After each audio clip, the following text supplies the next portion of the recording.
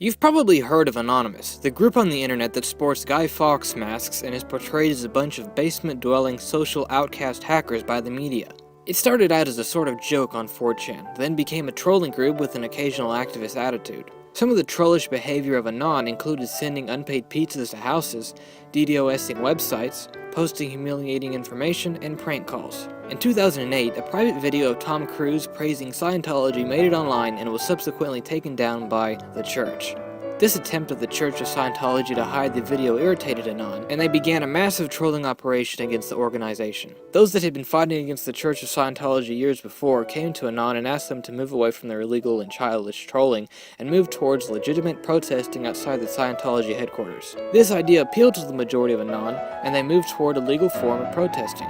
Like all of the anonymous activities, they eventually got tired of this and went back to their trolling with the occasional legitimate cause. Anon got its big break around the time the governments were starting to come against WikiLeaks, which was also around the time of the Iranian uprisings. The increase in potential political causes started to move Anonymous toward more activist actions. Anyone can be a member of Anonymous. There aren't any rules or guidelines. While there are actual hackers that are members, they make up a very small portion of Anonymous. Most members are your normal, everyday people with a computer. Your grandmother, lawyer, or teacher could be a member of Anon. The Guy Fawkes mask that Anon is associated with comes from the comic book and subsequent movie adaptation, V for Vendetta, which is about an anarchist vigilante in futuristic Britain. Guy Fawkes is an actual historical figure. He attempted to blow up Parliament in 1604 in order to destabilize the British government and instate Catholic domination, which was significantly more restrictive than the government at the time. Anyway, he failed, but people still like to wear his mask. Oddly enough, the mask design is owned by Time Warner, so a percentage of the sale of each mask goes to them. Anonymous organizes its raids and communicates through 4chan and other image boards, wikis, forums, and IRC networks.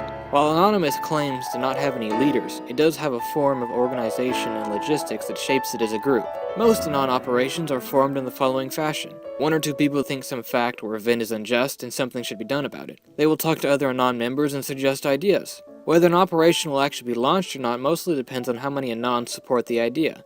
No one can approve or reject an idea in Anon. If enough people like the idea, they will support it. If not, it will be ignored and dropped. There isn't a specific number of people required for an operation. Operation HB Gary was tackled by about half a dozen people, whereas something like Operation Tunisia involves several hundred people. Anonymous has various methods of annoying its victims: distributed denial of service attacks, prank calls, spam emails, ordering numerous pizza deliveries to households, straight-up hacking, and more.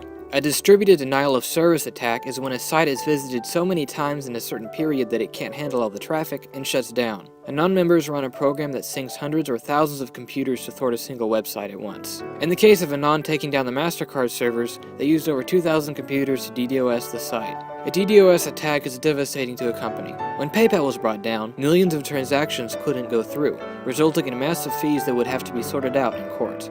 Anon has gone against the Egyptian and Iranian government, Amazon, the Motion Picture Association of America, Recording Industry Association of America, and more.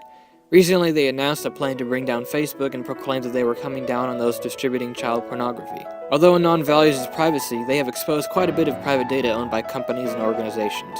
They leaked private data owned by HB Gary after their owners threatened to expose Anon members, and they gave out private information of officers involved in the Occupy Wall Street arrests. Members hide their identity by faking or masking their IP address, or using a zombie computer. A zombie computer is one that has been compromised through viruses, trojans, or other malware. The virus, trojan, or malware will then make the computer send out information to target websites. The entire time, the owner of the zombie computer has no clue as to the activities his machine is partaking in. Afterwards, all the logs would be deleted, removing any traces of their actions. A single infected computer will then be used to infect another, and so on. While Anon still reflects its trollish 4chan origins, it has managed to move towards fighting for moral causes. Anonymous's actions are highly illegal, but the organization is often viewed favorably by advocates of free speech and internet neutrality. One thing is for sure, law enforcement will have to adapt if it ever wants to keep up with leaderless online groups like these.